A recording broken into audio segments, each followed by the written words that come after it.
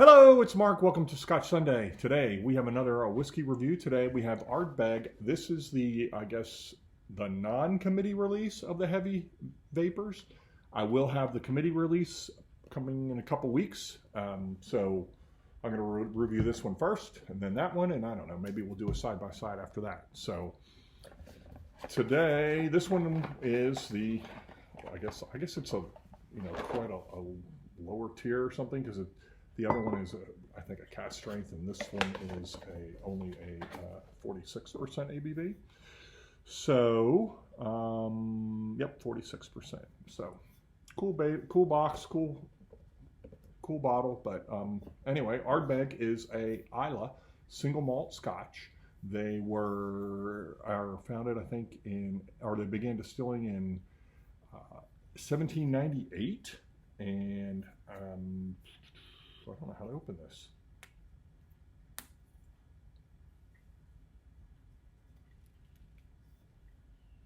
There it is. Okay. And Ardbeg means the small promontory, and they use barley sourced from the maltings at Port Ellen. They mostly use Oloroso and bourbon cask. This one is bourbon cask. They have two stills, one wash, one spirit. They began production, I think, after the distilling in 1798, and production began in like 1815. It was halted in 1981, but resumed in 1989. In 97, they were purchased by Glenmorangie, and it's now owned by Louis Vuitton and Hennessy, kind of that conglomerate. But Glenmorangie still handles their bottlings. So Heavy Vapours is, 46% ABV. Clearly, it's natural color. There's almost no color in there. I'm actually going to put a little bit more in there. So it is natural colored. They don't chill filter. This was bottled or the Heavy Vapours was bottled for the 2023 Islay Music Festival.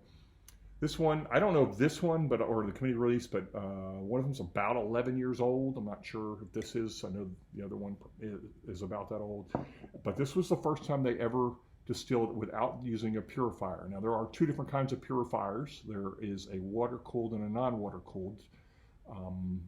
Different distilleries use different ones. Ardbeg uses the non-water-cooled. I don't know what anybody else uses or what the difference is other than how it's cooled. So, but anyway, by removing the purifier, these vapors go straight into the still, as opposed to going through the purifier, and this allows like the heavy vapors to rise up in the still during distillation, and so it's supposed to create this more intense aromatic and a sweeter flavor. And the box is done or inspired by, it's a pretty cool box too. It's got this kind of like cool motif on there, and it's by Dilraj Mann, who is some graphic designer who did some graphic novels. But okay, so I am going to go ahead and roll this, and I will show it to you. Now, yeah, that's one thing about Ardbeg. They always use their green bottles. You can't really ever see anything in there, but that is the bottle there. That's the back. Again, I think I showed you the box. Kind of cool. And here it is in the glass. As you can see, that is almost clear. So, okay. Oh, I need to read you what's on there. Heavy Vapours, the ultimate Islay single malt Scotch non-chill filtered. Heavy Vapours will rise. Pungent earthiness fills the lungs. Aromatic clouds of darkest chocolate and sharp peppermint ascend. Anise and cinnamon billow while the tang of methanol lingers. With the purifier gone, who will restore the balance? It is said that the merest whiff of classic Ardbeg transports you to another time and place. However, the aroma of this formidable smoky malt takes you to another dimension altogether, for it answers the improbable question, how would Ardbeg be without the pivotal influence of its legendary purifier? You're about to find out, for this dram is full of full-blown Ardbeg, the most full-blown Ardbeg ever. Take a deep breath and sip, allow, and follow Agent 46 into the Ardverse through the QR portal. It's got a QR code there, so. All right, the box, same on the front. It's the story so far. It started with a distress signal from Islay. Agent 46 stopped through the time stitch into the distillery. Thick clouds of heavy vapor enveloped her, filling her lungs. Dropping to the ground, she sucked in the clean sea air as a small dog emerged from the gloom. Thinking quickly, she looped her belt through his collar. They fought their way through the thick vapors as he led her to the still house, and a shocking discovery: the purifier was gone. The heavy vapors were accumulating and breaching the doors. Instantly, the barking dog seized the helm of the agent's copper rain Mac in its jaws, pulling her towards the still. Agent 46, aka Jackie, committee chair and interplanetary detective, knew what had to be done. The year 2023, the plane, in the time plane dimension known as Planet Ardbeg Day, will be revealed. And I guess this is this Agent Jackie there. Missing purifier, a dram forsaken, heavy vapors will rise. Things just got heavy in the Ardverse. Something weird was going down at the Ardbeg distillery. The legendary purifier responsible for Ardbeg's exalted balance is nowhere to be seen, and its whiskey is the consequence. And this whiskey is the consequence. The harmony between peat and floral fruitiness has been disrupted. What have risen in the untamed darker flavor and notes gathering and filling the senses, it is an ominous dram of drastic aromatic pungency. Intimidating piles of smoke loom large with lingering, cloying sweetness, a burst of bittersweet surges, disturbing ashy coal dust, and casting a haze on the cardamom. Mentholic eucalyptus rolls in, obscuring the fruit and floral notes usually found at the heart of Ardbeg. In fact, this is the most full-blown Ardbeg ever. Who can restore the balance? Is there a savior in the Ardverse? Read on. Okay. So Ardbeg, yeah, their marketing stuff lately, they just do these one-off kind of things. Never been super impressed by any of them. In fact, I probably paid I didn't pay that much more for the committee release than this one. I think by the time this was shipped to me, this was like $150, and maybe I got the other one for $180. I mean, it just not, I need to stop buying Ardbeg. The 10 is great. Oh, whoa. Oh, wow. That is a strain. That is smoke. It's not peat. It is smoke. Oh, that caught me.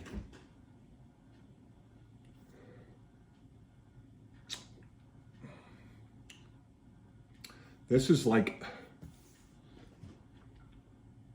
it's almost not a woody smoke. This is more of a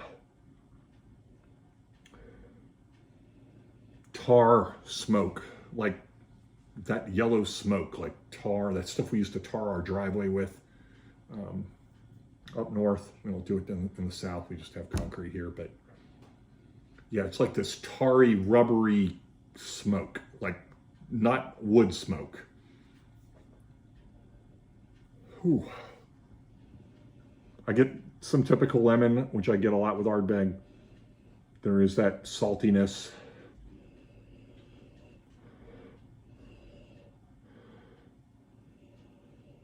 Rubber.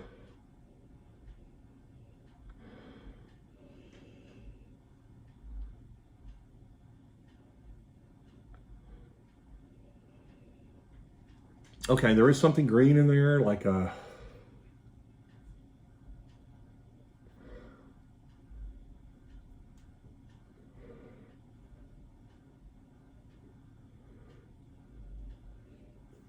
yeah, like a mint, spearmint, more like, to me, spearmint or lemon, citrus, maritime. Seaside black pepper. Smells like Ardbeg, only not as good. The smoke, typically it smells just like regular tin Ardbeg, but the smoke, I'm used to Ardbeg more of a woody smoke. This is more of like a tar, rubbery smoke. Okay.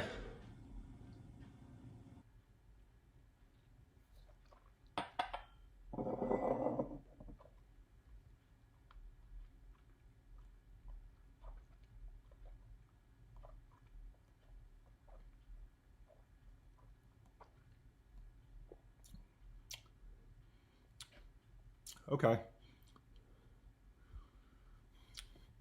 Tastes a lot hotter than 46%. Very spicy.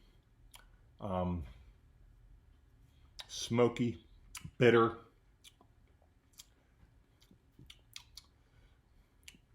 Charcoal ash. That's what it reminds, like charcoal ash. Rubbery. Yeah, that's, I'd say medium finish. Bitter on the finish. Okay. Certainly tastes hotter than 46%. It could be that I haven't hardly had alcohol in the last 2 months, but okay. See if it changes any. Not at all.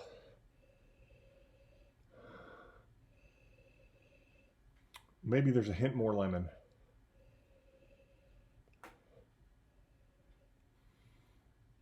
Citrus, smoky, tar, rubber,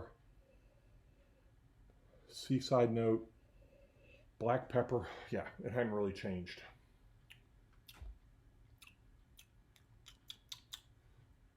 Okay.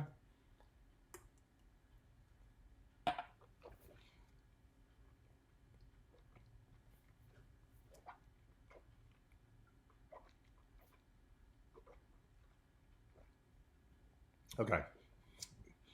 I think that's what this initial hit that it goes with is very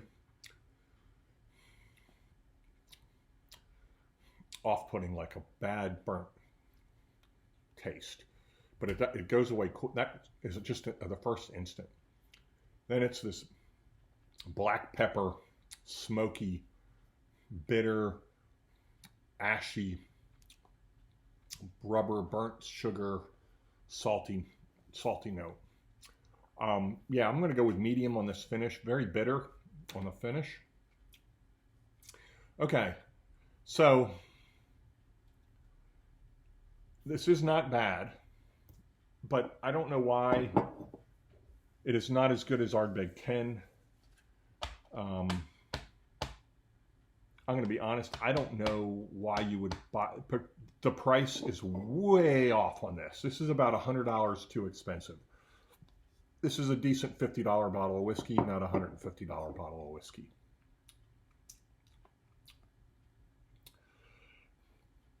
Yeah. So, I don't know. Maybe the committee release is better. I'm only going to give this 5 out of 10. But, yeah, it's like just like these, you know, spicy cinnamon, you know, burnt baking spices. Let's go with burnt baking spices.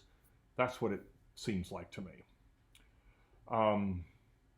Yeah, why would you not buy the 10? This is just 5 out of 10. It's drinkable. You know, this may be 4 out of 10. This is pretty close. This is, I wouldn't keep this on my shelf.